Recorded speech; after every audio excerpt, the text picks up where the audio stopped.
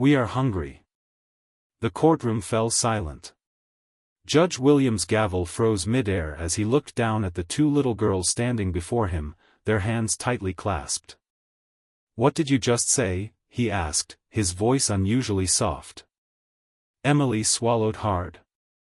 "We are hungry." Sophia nodded beside her, eyes wide with quiet fear. The judge's gaze shifted to the social worker. "Have these children eaten today?" A hesitation. A weak excuse. Judge William exhaled, set down his gavel, and did something he had never done before. He stopped the trial. The courtroom was heavy with silence, broken only by the occasional rustling of papers and the distant hum of conversation from the hallway. It was the kind of case Judge William had seen too many times before, a routine parental rights termination hearing. No surprises, no drama, just another child lost in the system. He had presided over hundreds of these cases, and by now, he had learned to detach himself from the emotions that came with them. The law was black and white, and it was his job to uphold it. He sat at the bench, a towering figure in his black robe, his face unreadable as he reviewed the documents in front of him. His sharp features gave him an air of authority, and he was known for being strict, methodical, and unwavering. He had built his reputation on fairness, but fairness did not always mean kindness. In his courtroom, the law came before sentiment. Across from him, the state-appointed attorney was making her case for why the mother should be stripped of her parental rights. The woman in question, a thin, tired-looking figure with sunken eyes, sat slumped in her chair, barely listening. It was clear to everyone in the room that she had already given up. Her daughters had been in and out of foster care for months, shuffled from home to home while she failed to meet the court's requirements. The decision was all but made. Judge William exhaled slowly and prepared to deliver his ruling. He was about to bring down the gavel when, out of the corner of his eye, he saw movement. Two little girls had stood up from their seats in the back of the courtroom. They were identical, same tight curls, same wide brown eyes, same way they held hands so tightly their knuckles turned white. They couldn't have been more than 6 years old, and yet they carried themselves with a quiet resilience that was unsettling to witness in children so young. Before anyone could react, one of them spoke. "We are hungry." The words were so soft that at first, he thought he had imagined them. Then the second girl repeated them, her voice just as quiet but firm enough to send a ripple of discomfort through the room. "We are hungry." The prosecutor cleared her throat, clearly caught off guard. A few people exchanged awkward glances, unsure of how to respond. The social worker shifted uncomfortably in her seat, flipping through her paperwork as if she could somehow erase what had just been said. Judge William felt something shift inside him. He placed his hands on the bench and looked directly at the twins. "What did you just say?" The first girl lowered her eyes, but the second one, slightly braver, lifted her chin. "We are hungry," she repeated, as if daring him to ignore it. The weight of those words settled heavily over the courtroom. For a long moment, no one spoke. Then Judge William turned his gaze to the social worker. "Have these children eaten today?"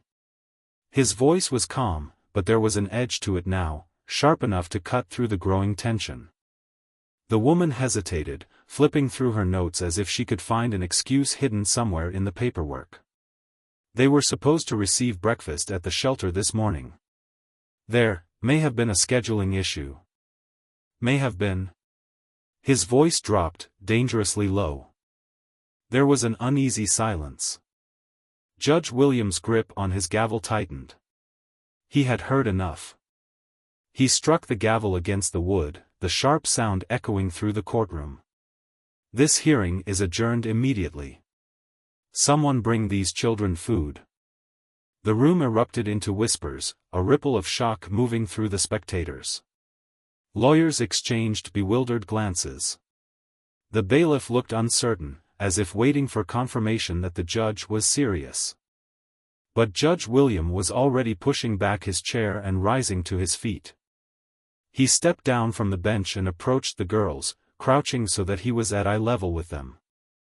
"How long has it been since you last ate?" His tone had softened, but there was an urgency beneath it. The first girl hesitated before shrugging slightly. "We had lunch yesterday," she admitted, her voice barely above a whisper. "But it wasn't much. We didn't get any dinner." Something inside him tightened. He had seen many things in his years on the bench: cruelty, neglect, abuse, but something about this moment struck him differently. These children were not just another case. They were not just names on a piece of paper. And for the first time in his career, Judge William found himself unable to remain impartial. The courtroom remained frozen in stunned silence as the weight of the moment settled over everyone present. Judge William kept his eyes on the girls, their small bodies standing rigid with uncertainty. The words they had spoken still echoed in his mind. "We are hungry," two simple words, yet they had the power to bring an entire legal proceeding to a halt. A bailiff hesitated before moving toward the door, as if unsure whether the judge was serious about his order. Judge William turned his head sharply. "I said bring them food. Now." His tone left no room for argument. The bailiff nodded quickly and exited the courtroom. The whispers in the room grew louder, murmurs of confusion and speculation spreading among the attendees. No one had ever seen a judge interrupt a hearing for something as seemingly small as this. But to Judge William, it wasn't small at all. He straightened and looked toward the state-appointed attorney. "Do you have any explanation for why these children were not properly fed while under the care of the state?" The attorney, a woman in a neatly pressed navy suit, shifted in her chair, clearly caught off guard. "Your Honor, I assure you that the children's shelter is responsible for their meals. There may have been an oversight, but—" "An oversight?" Judge Williams' voice was calm, but his eyes burned with intensity. "You are telling me that 2 children under the care of the system went to bed hungry last night, arrived at this courthouse without breakfast, and you call that an oversight?" The attorney opened her mouth, then closed it, knowing there was no excuse she could give that would satisfy him. The girls stood quietly, still holding each other's hands as if afraid that if they let go, they might disappear. Their thin arms and the way their clothes hung slightly loose on their small frames told him everything he needed to know. These weren't children who had missed just one meal. They had been going without food for a long time. The courtroom doors opened again, and the bailiff returned, carrying 2 small brown paper bags. "Your Honor, this is what we could get from the cafeteria on short notice." Judge William took the bags without hesitation and walked over to the girls. He knelt down again, meeting their hesitant gazes before gently placing the food in their hands. "Eat," he said simply. The girls hesitated for only a moment before slowly opening the bags. Inside were peanut butter sandwiches, apple slices, and small cartons of milk. They sat down on the wooden bench behind them, eating carefully, as if afraid that someone might take the food away. The judge turned back to the attorney, his voice low and firm. "These children will not be moved from one foster home to another until I have reviewed every aspect of this case. I want a full report on their living conditions, the shelter's meal distribution records, and an explanation for why they have been placed in 5 different homes in recent months." The social worker, who had remained silent until now, finally spoke. "Your Honor, I understand your concern, but with all due respect, we have a process for these situations." "I am fully aware of your process," Judge William interrupted, his patience thinning. "And yet, despite that process, these children came into my courtroom today hungry and neglected. Clearly, your system is failing them." The woman swallowed hard and nodded. "I will gather the reports immediately." Judge William looked back at the girls. They had finished their sandwiches and were sipping from the milk cartons, their eyes darting around the room as if still expecting to be scolded for speaking out. A deep unease settled in his chest. He had always told himself that his job was to remain impartial, to follow the law without letting personal emotions interfere. But today, that line had blurred. These weren't just names on a case file. They were real, living children, standing right in front of him, hungry, afraid, and left to navigate a system that was supposed to protect them but had instead let them fall through the cracks. For the first time in years, he felt something shift within him. The law was supposed to serve justice, but what kind of justice allowed two innocent children to go to sleep hungry? What kind of system shuffled them from one home to another without giving them stability, safety, or even basic human care? He let out a slow breath before speaking again, his voice resolute. This case is not proceeding until I am satisfied that these children are being properly cared for. I will not allow them to become another statistic in a broken system. The room remained silent, but the air was heavy with the weight of his words. The girls finished their milk and wiped their hands on the napkins from the bag. One of them, Emily, hesitantly looked up at him. "Thank you," she whispered. Judge William felt something tighten in his chest. He had handled many cases. He had ruled over hundreds of lives. But in that moment, he knew, this was the most important case he had ever taken. The courtroom had long since emptied, yet Judge William remained at his desk, staring at the case files spread before him. The weight of the day pressed heavily on his shoulders. The words of the little girls still echoed in his mind, "We are hungry." He had handled countless child welfare cases before, but something about this one felt different. It wasn't just the legal proceedings or the failures of the foster system, it was the way the twins had stood together, gripping each other's hands, as if the world could swallow them whole if they let go. He ran a tired hand down his face, then reached for the file marked Emily and Sophia Carter. Their records were disturbingly thin for children who had been placed in and out of multiple homes.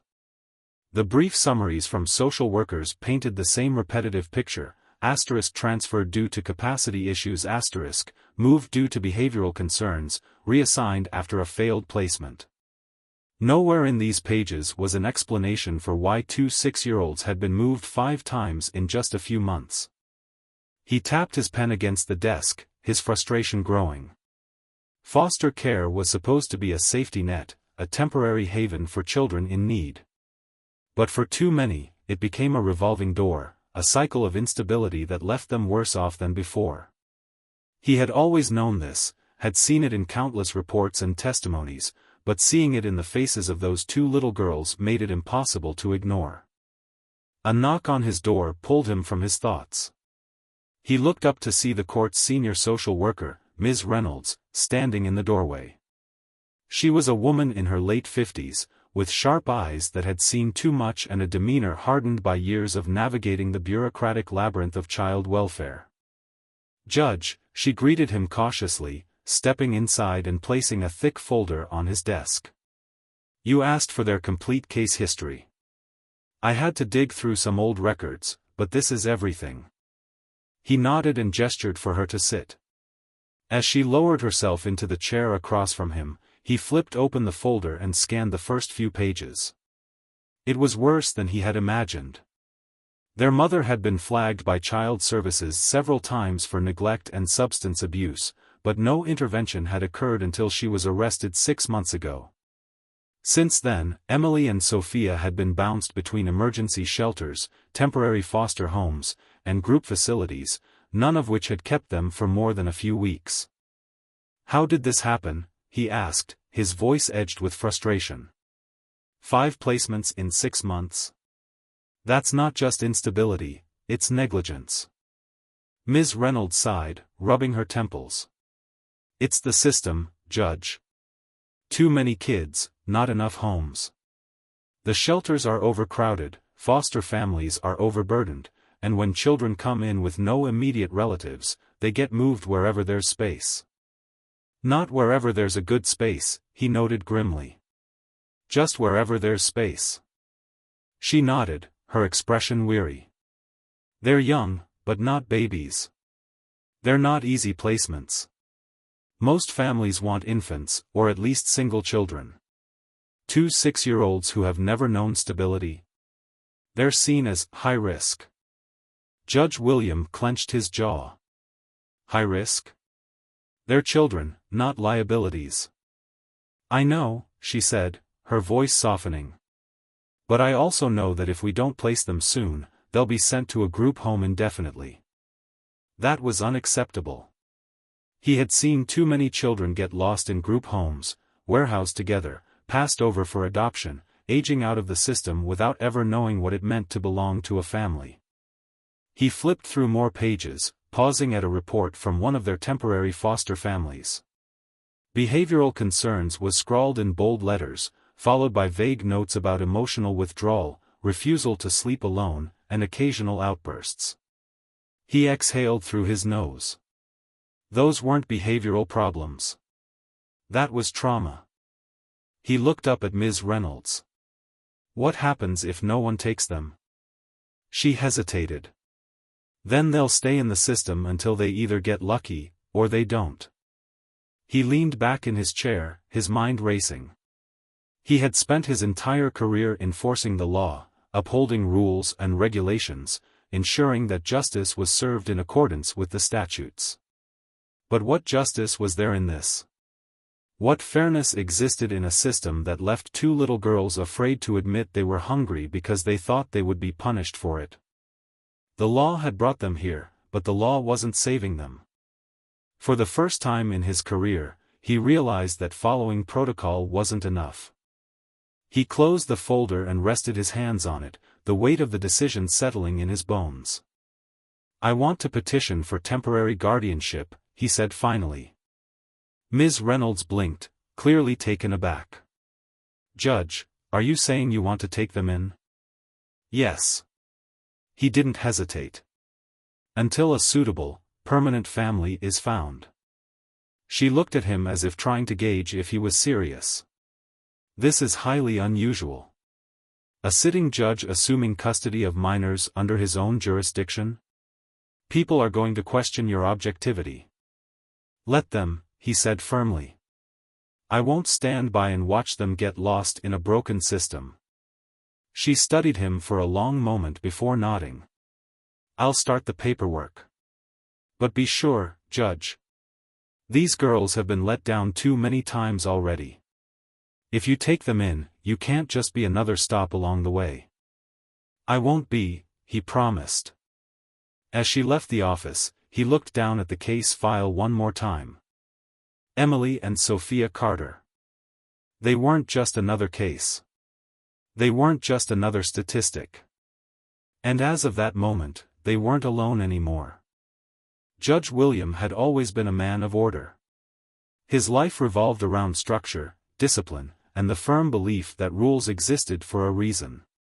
He had spent years carefully crafting his reputation as a fair but unwavering force in the courtroom, someone who followed the letter of the law without allowing emotion to cloud his judgment.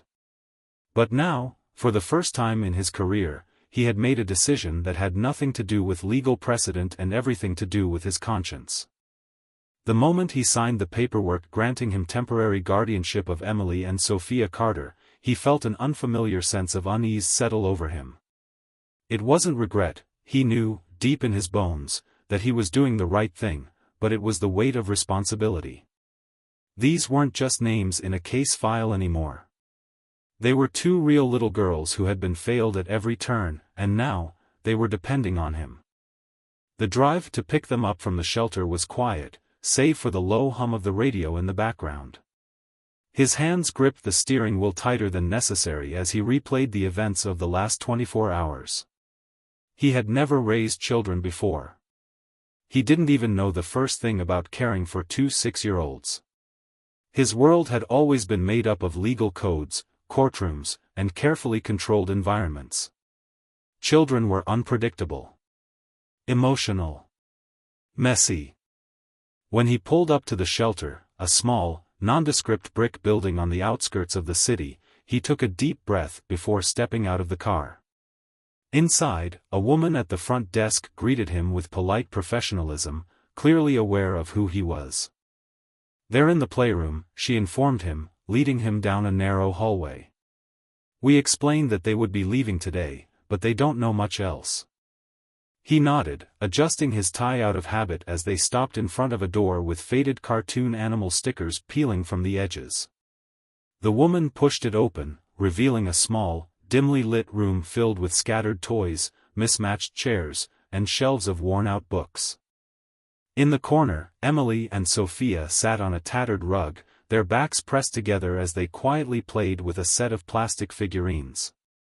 They were small for their age, their clothes slightly too big, their shoes scuffed and worn. They didn't look up when the door opened. Judge William took a slow step forward, clearing his throat. Emily. Sophia. The twins froze. Their heads turned toward him in unison, their eyes wide with uncertainty. For a long moment, they simply stared at him, as if trying to determine whether he was someone to be feared or trusted. He crouched down to their level, realizing too late that he had no idea what to say. He had spoken in courtrooms full of people, had given verdicts that changed lives, but speaking to two scared little girls felt infinitely more difficult. "I know this is unexpected," he began carefully, keeping his voice calm. "But I've asked to take care of you for now. Until we find the right home for you." Emily's fingers tightened around the toy in her hand. Sophia glanced at her sister before looking back at him. "Are we going to another house?" she asked, her voice barely above a whisper. "Yes," he said, choosing his words with precision. "But this time, you won't have to leave again unless it's to a family that's right for you." The girls exchanged a glance. It was a look he had seen before, the silent conversation of children who had learned to rely only on each other. Finally, Emily spoke, her voice small but steady. "Okay." That was all they said. No questions. No excitement.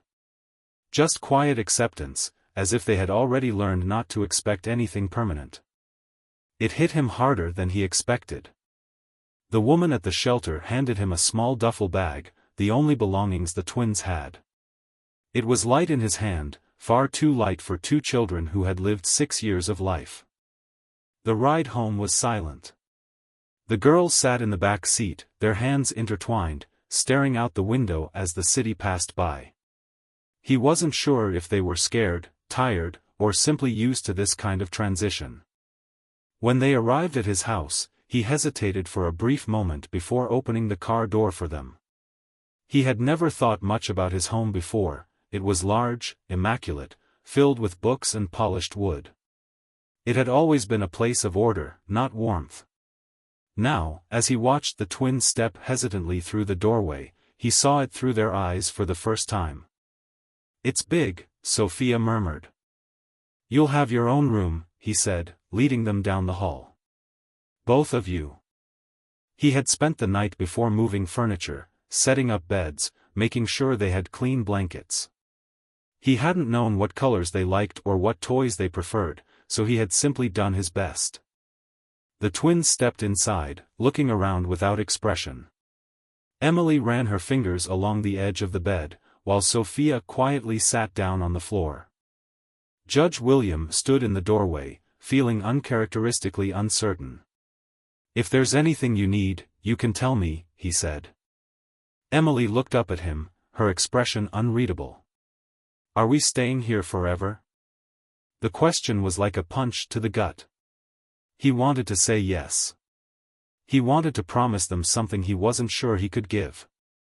Instead, he gave them the only truth he could. "You're staying for as long as you need to." Emily nodded, as if that was the best answer she expected. Sophia pulled her knees to her chest, her gaze flickering between her sister and him. "I'll let you settle in," he said, stepping back. "Dinner is at 7. As he left the room, he felt their eyes on him, watching, waiting. They were trying to figure out what kind of man he was, what kind of home this was. And for the first time in his life, Judge William wasn't certain of the answer himself. He had taken them in thinking he could help. Thinking he could fix what the system had broken. But as he closed his office door behind him and sat down at his desk, he realized the truth. This wasn't just about saving them. This was about proving that someone, anyone, would finally stay. The first night was uneasy. Judge William had expected it to be. He was used to quiet, to coming home to an empty house where everything was exactly as he had left it. Now, there was a different kind of quiet, one that felt fragile, like a thread stretched too thin. He heard the faint rustling of blankets, the creak of the floorboards as tiny feet hesitated outside their room, the low whispers of two little girls who had spent too many nights in unfamiliar places. He stayed in his office longer than usual, staring at the legal briefs in front of him without reading a single word. His mind kept drifting upstairs, to the two small figures now occupying a space that had always been his alone. He had won countless battles in the courtroom, had made decisions that altered lives, but this was a challenge he had never prepared for. When he finally turned off the lamp and walked past their room, he paused outside the door. It was cracked open just enough for him to see inside. Emily and Sophia were curled up on opposite ends of the same bed, despite having two separate ones. Their small bodies were drawn inward, arms tucked close, as if they were bracing themselves for something. He had never had children of his own.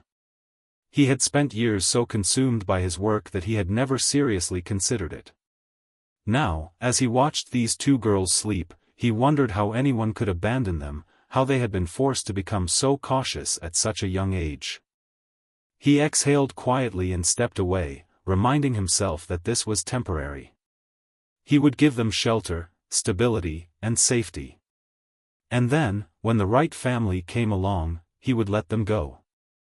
But as the days passed, he began to realize that letting them go might not be as simple as he had thought.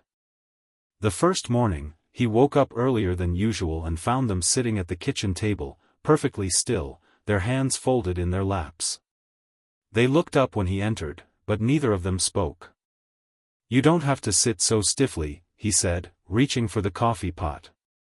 "Make yourselves comfortable." They didn't move. After a moment, Sophia hesitantly spoke. "Are we allowed to eat?" He turned, frowning. "Of course you're allowed to eat." Emily lowered her gaze. "Some places don't let you eat unless they say so." A strange pressure settled in his chest.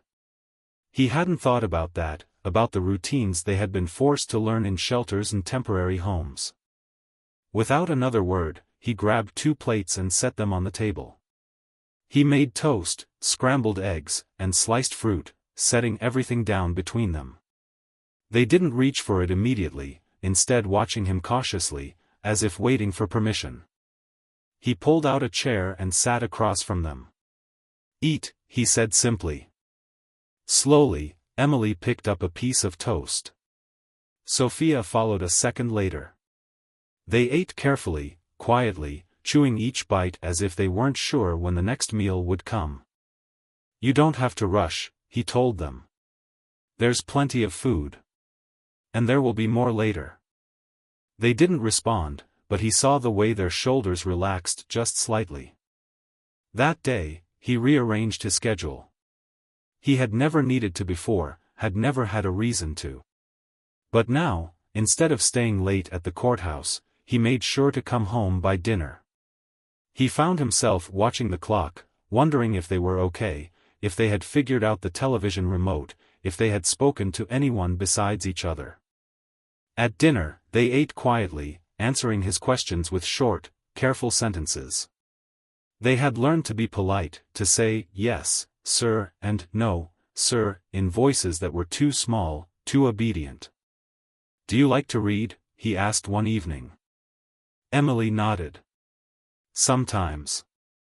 "What about you?" he asked Sophia. She shrugged. "I don't know." He made a mental note to buy books. Little things started to change. He noticed how they always sat close together, never too far apart. They flinched slightly at loud noises. They never asked for anything, even when it was clear they wanted something. He realized he had to teach them that it was okay to need things. One night, as he was cleaning up after dinner, he heard quiet footsteps behind him. He turned to find Sophia standing in the doorway, her small hands gripping the edge of her oversized t-shirt. He waited, letting her gather the courage to speak. Finally, she whispered, "Do we have to leave soon?" Something in his chest tightened. He dried his hands on a towel and set it down before crouching slightly to meet her eyes. "No," he said, keeping his voice steady. "You don't have to leave." She hesitated. "Not even if we do something bad?" His jaw clenched at the weight of those words. He had seen too many children treated as disposable, passed from home to home until they learned not to get attached. "You're not here because you did something bad," he told her. "You're here because someone else made bad choices. That's not your fault." She chewed on her lip, processing his words. "Go get ready for bed," he said gently. She didn't move immediately, as if waiting to see if he would take back his words. But when he didn't, she nodded and disappeared down the hall. That night, he sat in his office, staring at his reflection in the darkened window. He had told himself this was temporary. That he was only doing this to protect them from the system, to keep them from becoming lost. But deep down, he was beginning to realize the truth. He didn't just want to keep them safe. He wanted to keep them. The realization unsettled him more than he wanted to admit. It had crept up on him slowly, weaving itself into the fabric of his everyday life until it was impossible to ignore. At first, it had been small things, making sure the fridge was stocked with foods he knew the girls liked, adjusting his work schedule so he could be home earlier, leaving the hallway light on at night because he had noticed they were afraid of the dark. These were simple acts, things any guardian would do. But now, as he sat in his office staring at the paperwork in front of him, he knew it was more than that. He wanted them to stay. The thought alone was enough to shake him. This was never supposed to be permanent. He had agreed to temporary guardianship, had convinced himself that he was only stepping in until a suitable home could be found. But every time he imagined someone else walking through his door to take them away, something inside him clenched. He didn't want them to be another case file, another set of names shuffled through the system. He wanted them to belong. But was he the right person for that? He had never been a father. His entire life had been structured, predictable, controlled by logic and law. There was no precedent for this, no legal framework that could tell him how to be what they needed. He wasn't warm or affectionate, wasn't the kind of man who told bedtime stories or sang lullabies. What if he wasn't enough? A soft knock at his office door pulled him from his thoughts. When he looked up, Emily stood there, her small frame barely visible in the dim hallway light. He set his pen down and gestured for her to come in. She hesitated before stepping forward, clutching something in her hands. As she moved closer, he saw that it was a crumpled drawing, the kind made with cheap crayons and careful effort. She placed it on his desk and waited, watching his face as he smoothed out the paper. It was a picture of a house. His house. And in front of it stood 3 stick figures, 2 small ones holding hands, and a taller one standing beside them. His chest tightened. "You drew this?" he asked. Emily nodded. "It's us." He swallowed, staring at the childlike lines, at the way she had carefully labeled the figures with their names. Sophia. Emily. Judge, ****. He traced the letters with his finger. "Why does it say, Judge, instead of my name?" She shifted on her feet. "Because that's who you are." He looked at her, really looked at her, and saw the quiet hope hidden beneath her careful expression. She wasn't just giving him a picture. She was asking him something, something bigger than words could explain. Did they really belong here? Could this be their home? He reached for the drawing again, smoothing the creases with slow, deliberate movements. When he finally spoke, his voice was quiet but certain. "You can call me William, if you want." Emily studied him, her small fingers fidgeting with the hem of her shirt. "Okay, she said finally. Then, after a pause, she added, "Good night, William." The way she said his name, hesitant, but trusting, made something shift inside him. "Good night, Emily," he said, watching as she turned and padded back down the hall. He stared at the drawing for a long time after she was gone. He had spent his entire life making decisions that affected other people's futures.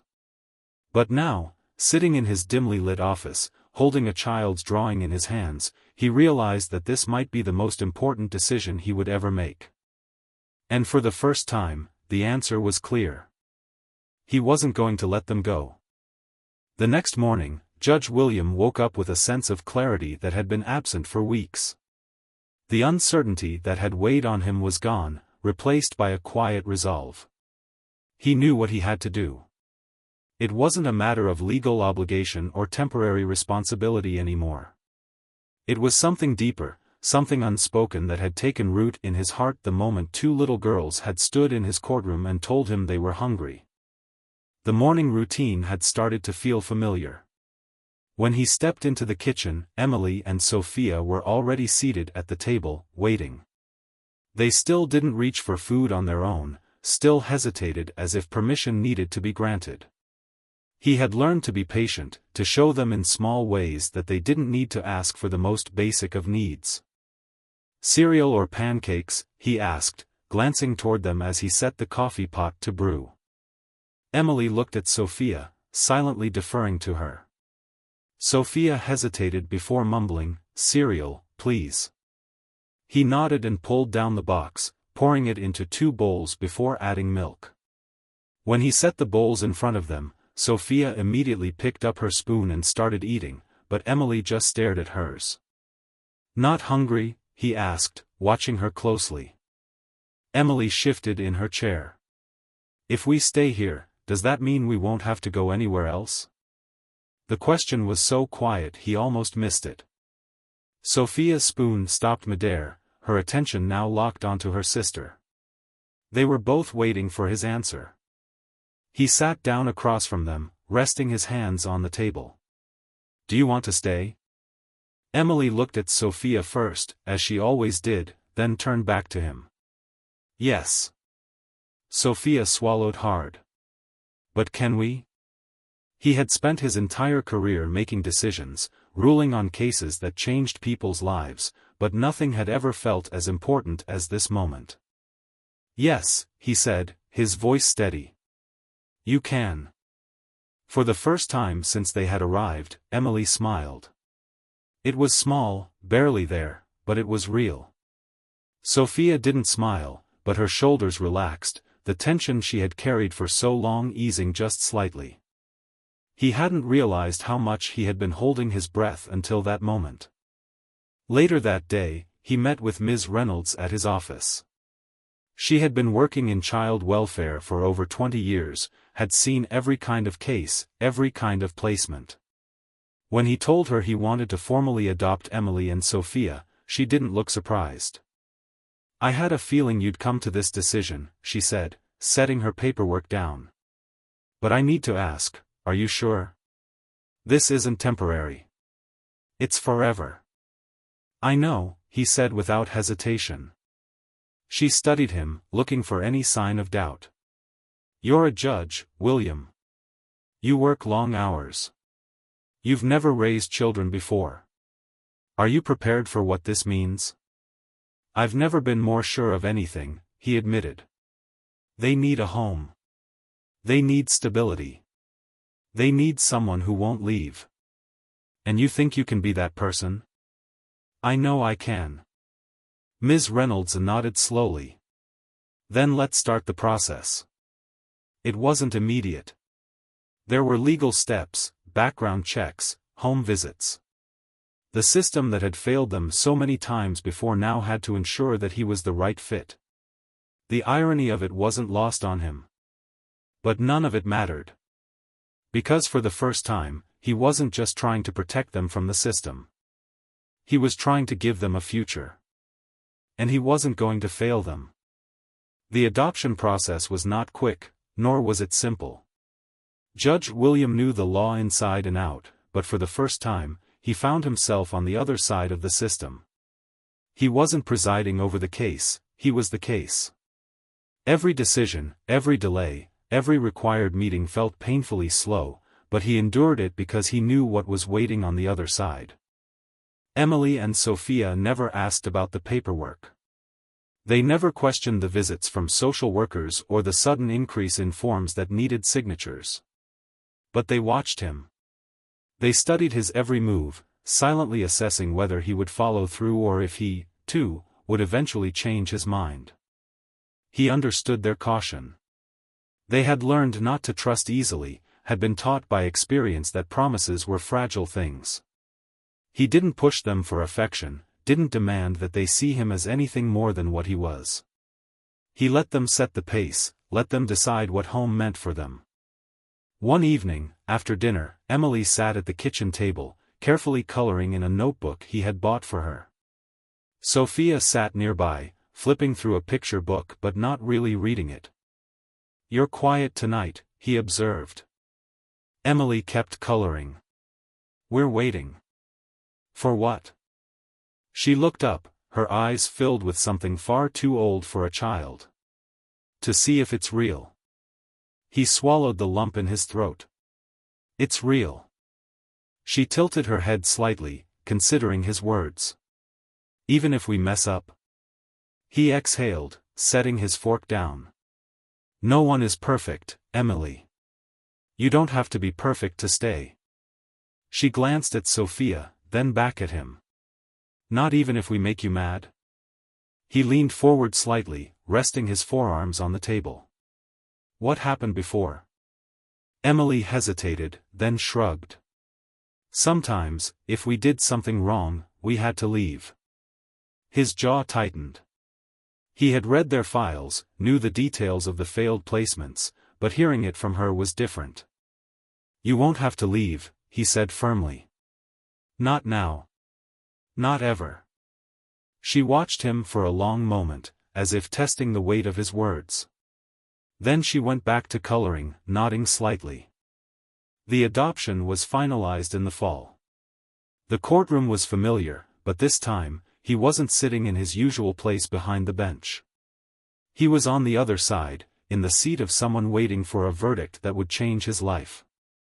Emily and Sophia sat beside him, their hands folded neatly in their laps. Ms. Reynolds stood nearby, smiling softly as the final paperwork was signed. The judge presiding over the case looked down at them with a knowing expression. "Mr. William," he said, glancing over the documents. "You understand that this is permanent? That from this moment on, these girls are legally your daughters?" He looked at them, at the two small children who had walked into his courtroom months ago as strangers and had somehow become the most important part of his life. "Yes," he said. "I understand." Emily reached for his hand first, then, after a long pause, Sophia did the same. The judge nodded and struck the gavel. "Then it's official." There was no grand celebration, no big dramatic moment. But as they walked out of the courthouse together, something had changed. They weren't just three people in a house anymore. They were a family. That night, as he tucked them into bed, Emily looked up at him sleepily. "Do we call you Judge or William now?" He hesitated, then smoothed a hand over the blanket. "You can call me whatever feels right." She thought about it, then nodded. "Okay." Sophia turned onto her side, mumbling as she drifted off. "Good night, Dad." His breath caught. Emily snuggled deeper into the covers. "Good night, Dad." He sat there for a long time after they had fallen asleep, listening to the quiet, letting the words settle in his chest. He had spent his entire life following the law, enforcing it, ensuring that it was upheld. But no law had ever felt as right as this. For the first time in his life, he wasn't just a judge. He was theirs. This story isn't just about two little girls finding a home, it's about what it truly means to stand up for someone when no one else will. Judge William started as a man of law, a man who followed the system without questioning it. But the moment Emily and Sophia spoke those simple words, "We are hungry," he was forced to confront an uncomfortable truth: sometimes, the system isn't enough. Sometimes, justice isn't just about laws and rulings, it's about doing what's right, even when it isn't written in the rulebook. His decision to take them in wasn't just an act of kindness. It was a commitment, one that required him to unlearn everything he thought he knew about control, structure, and distance. He wasn't a father. He wasn't warm or overly affectionate. But what he gave them, stability, safety, and the unwavering promise that they wouldn't be sent away again, was more powerful than anything else. The beauty of this ending isn't in grand gestures or dramatic declarations. It's in the quiet moments, the way the girls slowly learn to trust, the way they test his promises, the way they call him Dad for the first time. It's in the fact that love isn't instant, but it's built, day by day, through patience and showing up, even when it's hard. This story is proof that family isn't always something you're born into. Sometimes, it's a choice. And sometimes, that choice changes everything.